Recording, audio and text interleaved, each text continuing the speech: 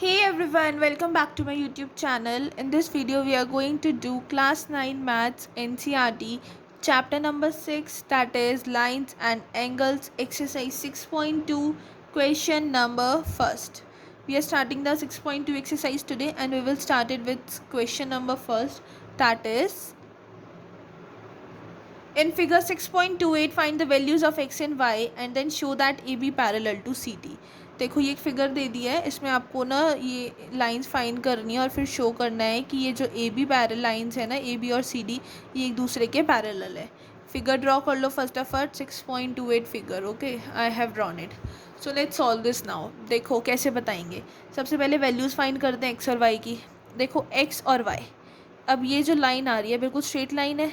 इस पर ये जो एंगल बन रहा है ये लीनियर पेयर बन रहा है, बिल्कुल हाफ एंगल बन रहा है. लीनियर पेयर हुआ ना, और एक स्ट्रेट लाइन पे बन रहा है तो ऑब्वियसली लीनियर पेयर है. और हमें 50, देखो अब इन एंगल्स को ना नेम देने पड़ेंगे. ये एंगल 1 हो गया, ये एंगल 2 हो गया. एंगल 1 हमें पता है क्या है, एंगल 1 50 डिग्री है, प्लस एंगल 3 और ये एंगल 4, प्लस एंगल 4 कितना हो जाएगा 180 डिग्री. क्यों होगा अभी आपको बताया, linear pair. Do check out the introduction to lines and angles for clearing out your concept.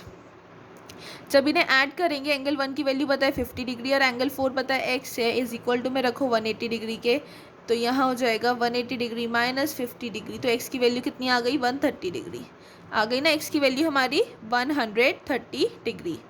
अब देखो, अब वो पूछ रहा है क्वेश्चन में आपको सारे एक्स और वाई दोनों बताने हैं. तो एक्स और वाई आप दोनों कैसे बताएंगे. देखो मैंने आपको एक चीज़ बताई थी कि ऑल्टरनेट एंगल कब होता है. ये चीज़ मैंने आपको बताई थी ना कि ऑल्टरनेट एंगल कब होता है. ऑल्टरनेट एंगल तब होता है लाइक जब हमारे पास कह दो, जब हमारे पास ना दो लाइंस पैरेलल हो. जब दो लाइंस पैरेलल हो, लेकिन इस क्वेश्चन में हमें शो करना है कि ये लाइंस पैरेलल है. उन्होंने ये कहा नहीं है कि ये लाइंस पैरेलल है, उन्होंने कहा इन्हें शो करो ये लाइंस पैरेलल है. तो इन्हें कैसे शो करें कि ये लाइंस पैरेलल है. ये तो हमें पता है कि ये लाइंस पैरेलल शो करनी है.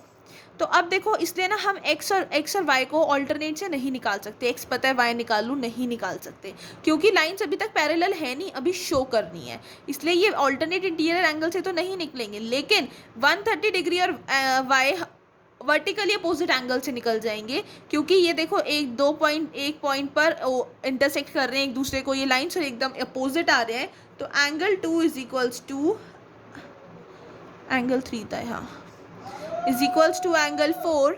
Reason vertically opposite angle. Therefore angle 4, that is y, is equals to 130 degree.